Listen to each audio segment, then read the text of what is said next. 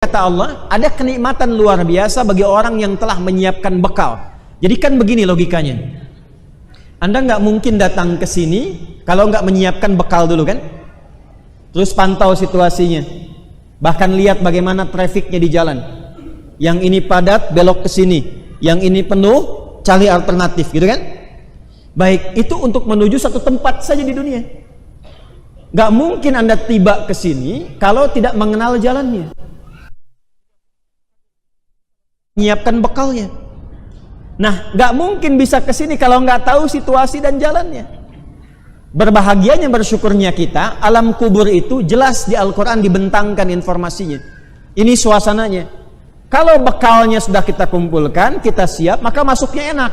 Jangan engkau duga, orang yang menjadikan semua kegiatannya saat di dunia untuk mencari bekal persiapan pulang ke alam kuburnya sebelum ke akhiratnya, wafat begitu saja. Bal ahya'un, tapi dia di alam kuburnya akan diberikan kehidupan dengan fasilitas yang mewah.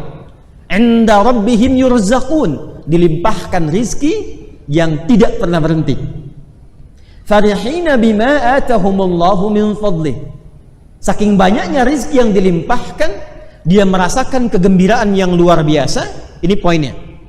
Wa yastabshiruna billadzina lam yalhaqu bihim min khalfihim alla khaufun 'alaihim wa la hum yahzanun. Kalau dia mampu artinya nggak mampu.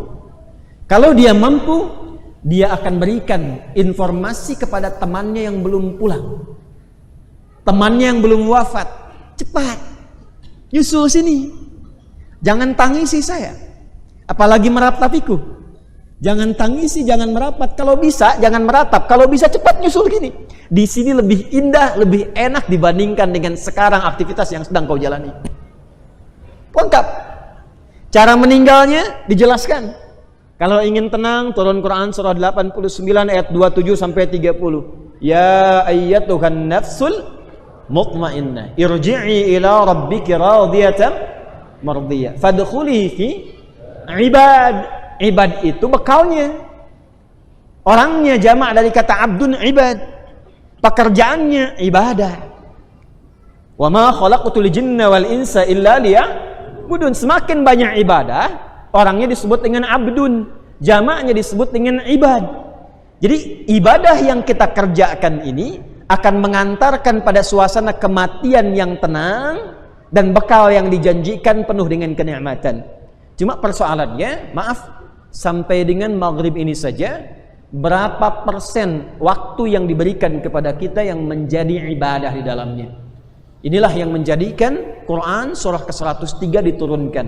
Wal asr innal insana lafi khusr illa alladhina amanu wa amilus salihat. Iman yang hanya mampu menjadikan setiap amal menjadi saleh.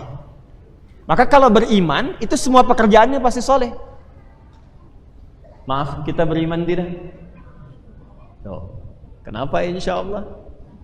Beriman tidak? Beriman tidak? Nah, sekarang, berapa banyak dari iman itu yang sudah merubah perilaku kita menjadi saleh? Apakah matanya sudah saleh? Telinganya sudah saleh? Lisannya sudah saleh? Berpakaiannya sudah saleh?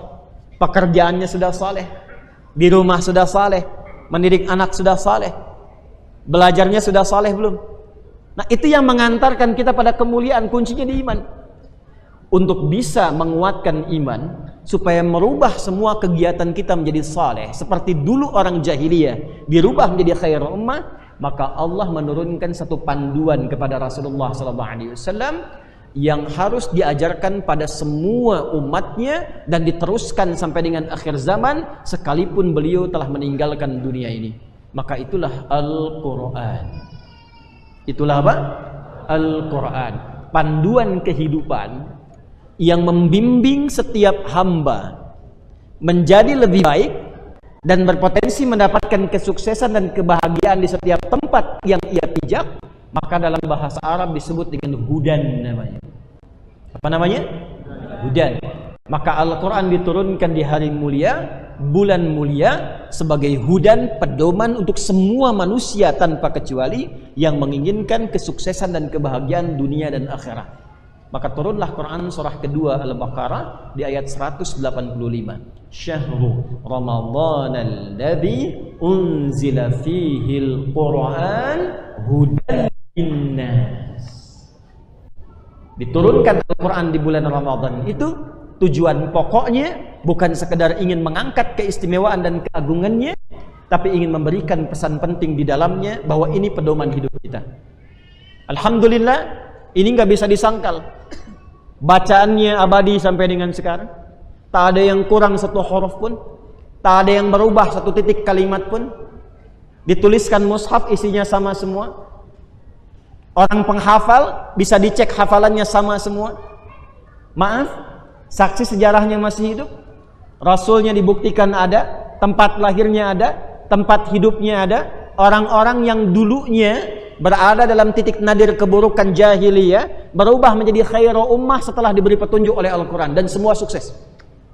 Yang di birokrasi dapat capaian tertinggi, yang bisnis gak nanggung kekayaannya luar biasa, yang di militer gak nanggung 38 panglima, satu panglimanya bisa menaklukkan Persia dan Romawi. Dan kemanapun mereka berpijak selalu membangun dan memakmurkan tempat di mana mereka berada. Itulah Al-Quran. Jadi Al-Quran itu solusi, bukan cuma bacaan.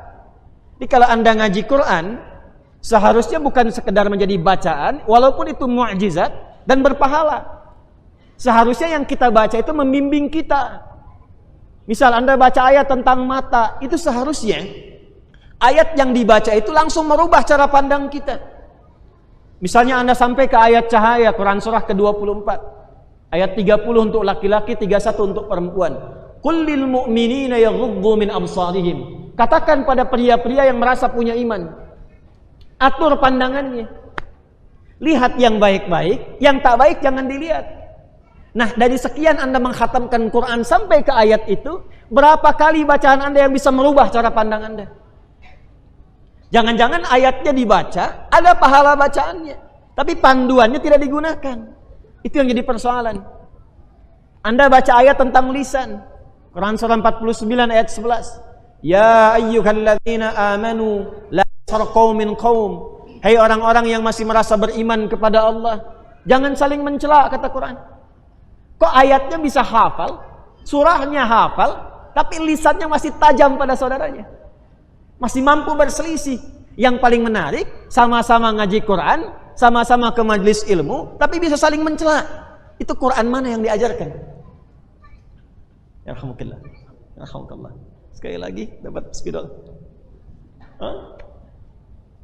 Ya ayyuhalladzina amanu.